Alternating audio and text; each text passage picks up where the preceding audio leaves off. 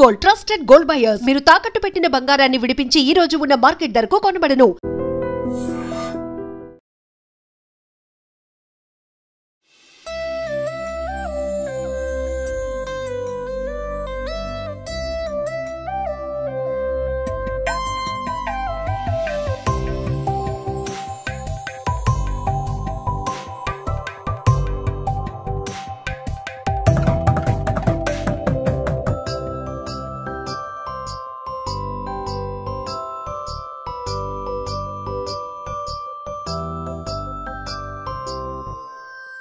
కోటి లింగాల సహిత 128 అడుగుల మహా గణపతిని మీరు ఇప్పుడు చూస్తున్నారు కదా స్క్రీన్ పైన.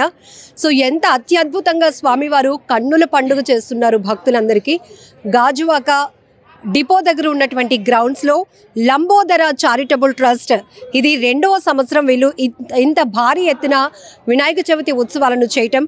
లాస్ట్ ఇయర్ మీ అందరికీ తెలుసు బాగా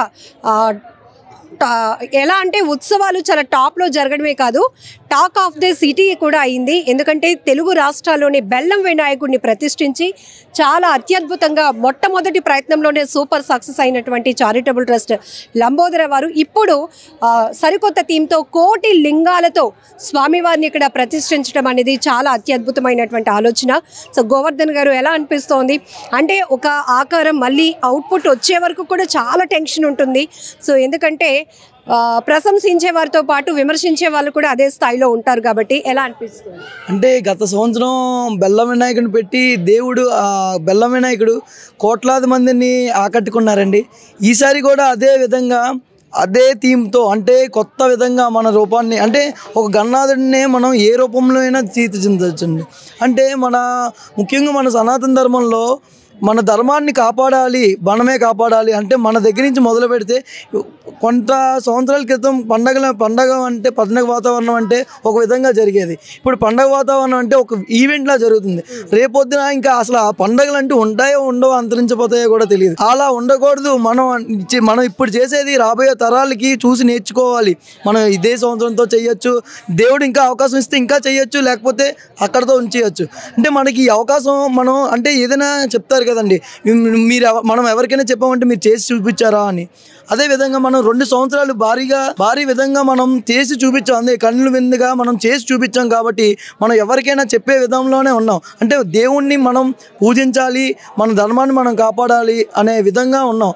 అంటే మనం ఇప్పుడు ప్రత్యేకంగా విమర్శించిన వాళ్ళు ఉంటారండి ఖచ్చితంగా. ఎందుకు ఉంటారంటే చేసే మంచి పనిని వెనక్కి లాగేవారే ఖచ్చితంగా ఉంటారు. అంటే ప్రోత్సహించడం చేయలేక కూడా వాళ్ళు చూడలేక అలాంటివి మంచి చేయడం చూడలేక అలా లాగుతూ ఉంటారు. కోటి లింగాలతో మొదట మనం కూడా అసలు తయారీలో ఉన్నప్పుడు కూడా ఒక వీడియో రివీల్ చేసాం. సో చాలా కష్టం, అంత ఈజీగా కాదు ఏదైనా చెప్పడానికి, దాన్ని జడ్జ్ చేయడానికి. సో కళాకారులు ఎక్కడి నుంచి వచ్చారు? ఇంతకుముందు బెల్లం వినాయకుడు తయారు చేసిన అనకాపల్లి ఆర్టిస్టేనా ఇప్పుడు కూడానా? ఎంతమంది ఎన్ని డేస్ దీనికోసం శ్రమించాల్సి వచ్చింది? అంటే యాక్చువల్గా పోయినసారి బెల్లం వినాయకుడు ఎవరైతే శిల్పి చెక్కారో ఆయనతోనే చెక్కించామండి. అంటే ఇప్పుడు ఆయనకి పోయినసారి కూడా కొత్తే. అంటే బెల్లం వినాయకుడు ఎలా వస్తాడో అనేది ఆయనకి కొత్త, మనకి కొత్త, ప్రజలకి కొత్త. ఈ సంవత్సరం కూడా కోటి శివలింగాలు కూడా ఆయనకి కొత్త, మనకి కొత్త, ఇంకా ప్రజలకి కూడా కొత్త. అదేవిధంగా మనం బయటికి తీసుకురావాలని చెప్పి ఈ సంవత్సరం కూడా మనం ఆయనకి ఇవ్వడం జరిగిందండి. సో ఇప్పటికీ ఇక్కడ ఉన్నటువంటి ప్రెమిసెస్లో స్వామివారిని లక్షలాది మంది దర్శించుకోవడానికి వస్తారు కాబట్టి ఆ స్థాయిలోనే ఏర్పాట్లు కూడా ఎట్లా జరుగుతున్నాయి అన్ని ఏర్పాట్లు విషయాలు? అంటే ముఖ్యంగా మనం లాస్ట్ ఇయర్ చూసాం కాబట్టి లాస్ట్ ఇయర్ మనం ఫస్ట్ టైం జరపడం జరుగుతుంది కాబట్టి మనకి అంత అవగాహన లేదు. ఈసారి అంటే అప్పుడు కోట్లాది మంది వచ్చారు, మనం అది చూసాం కాబట్టి ఈసారి గత 2 రోజుల నుంచి మనకి భారీ వర్షాలు ఇవన్నీ వస్తున్నాయి. అందుకనే ప్రజలకి అందరికీ ఒక వర్షానికి షెడ్లు వేయడం అని, నెక్స్ట్ ఉచిత దర్శనం కల్పించడం అని, చిన్న మెడికల్గా ఏదైనా చిన్న డ్యామేజ్ ఏదైనా అయితే చిన్న పరంగానే మనం మెడికల్గా ఏదైనా చూడడం కానీ, వాటర్ ఫెసిలిటీస్ కానీ, గవర్నమెంట్ నుంచి వచ్చే నిబంధనలు కానీ అన్నీ పాటిస్తూనే మనం ఇది చేయడం జరుగుతుందండి. సో వినాయక చవితి రోజు మొదలు నుంచి ఉత్సవాలు ఎన్ని రోజుల పాటు ఇక్కడ జరగబోతున్నాయి? అలానే గత సంవత్సరం కూడా బెల్లాన్ని నైవేద్యంగా పెట్టినటువంటి పరిస్థితి, భక్తులకు ప్రసాదంగా ఇవ్వాలి అనుకున్నారు, బట్ పురోహితుల సూచనలతో దాన్ని విరమించారు. ఈసారి కోటి లింగాల కాన్సెప్ట్ కాబట్టి ఏం చేద్దాం అంటే ఇప్పుడు మేము గతంలో మేము బెల్లం వినాయకుని పెట్టేటప్పుడు ఖచ్చితంగా బెల్లాన్ని ప్రతి ఒక్క ప్రజలకి చేర్చాలనే మేము పెట్టామండి. యాక్చువల్గా అంటే ఎకో ఫ్రెండ్లీ మనం స్టార్ట్ చేసేది ఎకో ఫ్రెండ్లీ. ఎందుకంటే ఈసారి కూడా ఇది అంటే పోయినసారి బెల్లంతో తయారు చేసాం, ఈసారి శివలింగాలతో తయారు చేసినా కూడా ఈ ప్రతి ఒక్క శివలింగం కోటి శివలింగాలు కోటి గడపకి చేర్చాలి అనే కోరిక మీద అంటే ప్రత్యేకమైన 21 రోజు కూడా పూజలు జరిగాక మనం అంటే అదే ప్రత్యేకంగా అదే నిష్ఠతో ఉన్న వాళ్ళు ఉంటారు కదండి, వాళ్ళు మాత్రమే తీసుకునే విధంగా అంటే అందరూ అందాలి అని ఉంటుంది. ఇక్కడ ఇన్ని రోజుల పాటు ఘనమైన పూజలు అందుకున్నటువంటి గణపతి ఈ శివలింగాలు ప్రతి ఇంటిలో పూజా గదిలో ఉండాలి, పూజలు నిత్యం అందుకోవాలి అనేది మా కాన్సెప్ట్ అండి. ఎందుకంటే 21 రోజు మన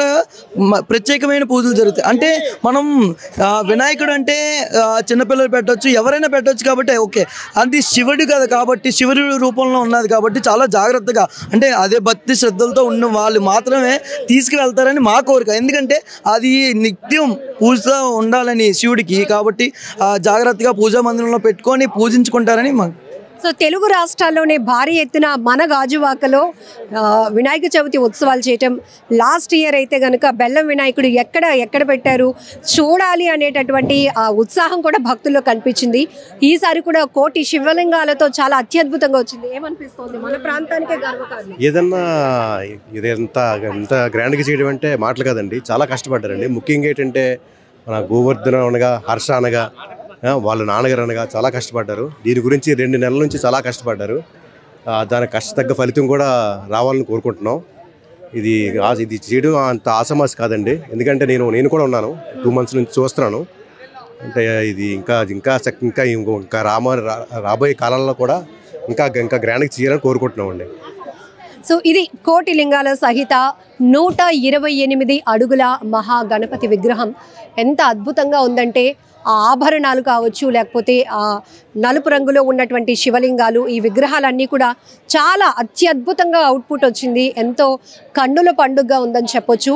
ఒక రకంగా చెప్పాలంటే భారీ ఎత్తున భారీ విగ్రహాలు ఏర్పాటు చేసినప్పుడు కొన్ని సందర్భాల్లో ఆ తయారీలో చిన్న లోపాలు కావచ్చు, అలాంటివి రావచ్చు. అంటే ఎంత మహాసంకల్పమైనా కొన్ని లోపాలు. కానీ ఇక్కడ ఈ కోటి లింగాలతో ఏర్పాటు చేసిన 128 అడుగుల విగ్రహం మాత్రం చాలా అత్యద్భుతంగా ఉంది. ఎంతోమంది భక్తులు ఇప్పటికే ఇక్కడ ఉన్నటువంటి స్వామివారిని దర్శనం చేసుకోవాలి అని చెప్పేసి వస్తున్నారు. ఇంకా పూజలు కూడా ఇప్పుడే కొనసాగాయి. అయితే ఈసారి మాత్రం ప్రతి ఇంటికి అంటే కోటి గడపలకు ఈ లింగాలు ప్రసాదంగా ఇవ్వాలి అనే కాన్సెప్ట్తో కోటి లింగాలతో ఈసారి వినాయక విగ్రహాన్ని ఇక్కడ ఏర్పాటు చేయడం జరిగింది. సో ఇక్కడ ఎలా అయితే ప్రత్యేకమైన పూజలు స్వామికి జరుగుతున్నాయో నిమజ్జనం రోజు అంటే ఈ ఉత్సవాలు ముగిసిన తర్వాత కూడా భక్తులందరికీ కోటి గడపలకు ఈ శివలింగాలు ప్రసాదంగా అందించాలి, పూజలు అందుకుంటూ ఉండాలి అనే ఒక ఉద్దేశంతో ఈసారి ఈ థీమ్తో ఉత్సవాలు చేస్తున్నామని లంబోదర చారిటబుల్ ట్రస్ట్ చెప్తోంది.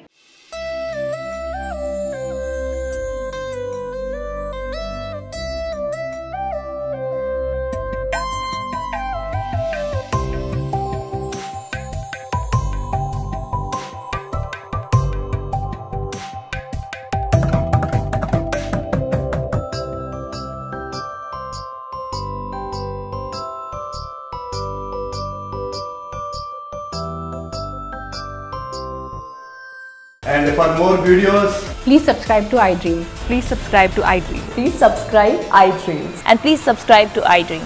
For more videos, subscribe to iDream.